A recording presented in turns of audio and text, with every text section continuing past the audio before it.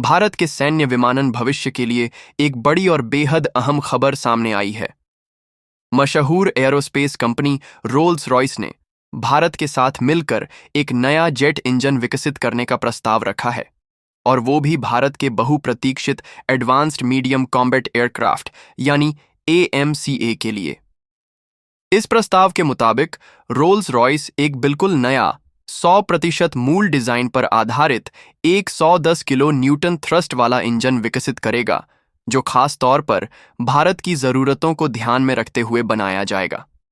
यह engine Rolls Royce के खुद के 6th जनरेशन फाइटर प्रोग्राम जैसे GCAP से पूरी तरह अलग होगा। आपको बता दें कि AMCA भारत का एक महत्वाकांक्षी प्रोजेक्ट है जो 5.5वीं पीढ़ी के स्टेल्थ फाइटर जेट की कैटेगरी में आता है। इस प्रोजेक्ट को DRDO और ADA लीड कर रहे हैं। इसके लिए ऐसा इंजन चाहिए जो बिना आफ्टरबर्नर के सुपरसोनिक फ्लाइट सुपर क्रूज करने में सक्षम हो, साथ ही स्टेल्थ और एजिलिटी के मामले में भी बेहतरीन हो। रोल्स रॉयस का कहना है कि ये नया इंजन जीरो से डिजाइन किया जाएगा, यानी किसी पुराने इंजन को मॉडिफाई करने के बजाय यह पूरी तरह से AMCA के ऑपरेशनल प्रोफाइल के अनुसार बनाया जाएगा।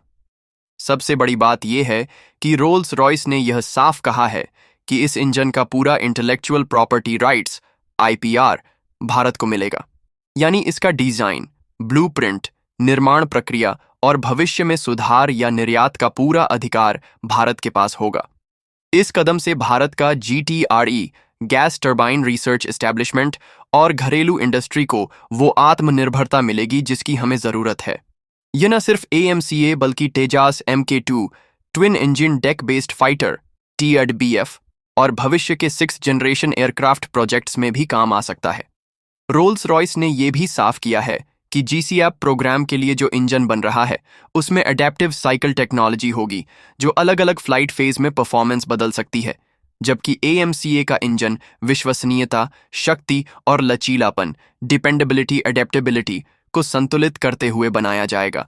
इस इंजन की थ्रस्ट क्षमता लगभग 75 किलो न्यूटन ड्राई थ्रस्ट बिना आफ्टरबर्नर और 110 kilo Newton wait thrust afterburner के साथ होगी, जिसमें आगे चलकर इसे 120 से 130 किलो न्यूटन तक बढ़ाने की भी संभावनाएं मौजूद रहेंगी।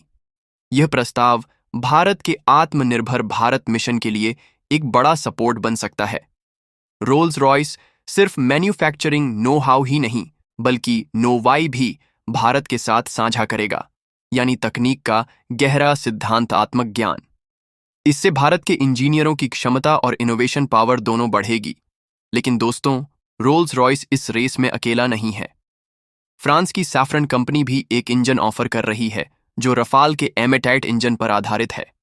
अमेरिका की जनरल इलेक्ट्रिक यानी GE ने अपने F414 इंजन का बेहतर वर्जन देने की पेशकश की है, जो तेजास MK2 में भी इस्तेमाल हो रहा है।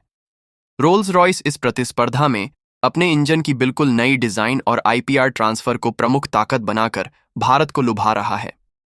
AMCA का पहला वर्जन MK1 2030 के आसपास अपनी पहली उड़ान भर सकता है और 2035 तक वायुसेना में शामिल होने की उम्मीद है।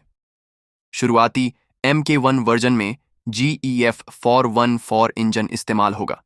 रोल्स रॉयस के साथ को डेवलप किया जाने वाला नया 110 kilo Newton engine MK2 version के लिए होगा। अगर रोल्स रॉयस का यह प्रस्ताव आगे बढ़ता है तो यह भारत के एरोस्पेस सेक्टर के लिए गेम चेंजर साबित हो सकता है। ये कदम हमें आत्मनिर्भरता, तकनीकी स्वतंत्रता और भविष्य के लिए तैयार होने की दिशा में और मजबूती से आगे बढ़ाएगा। दोस्तों, क्या आपको लगता है कि भारत को रोल्स रॉयस के साथ यह डील करनी चाहिए? कमेंट्स में अपनी राय जरूर बताएं।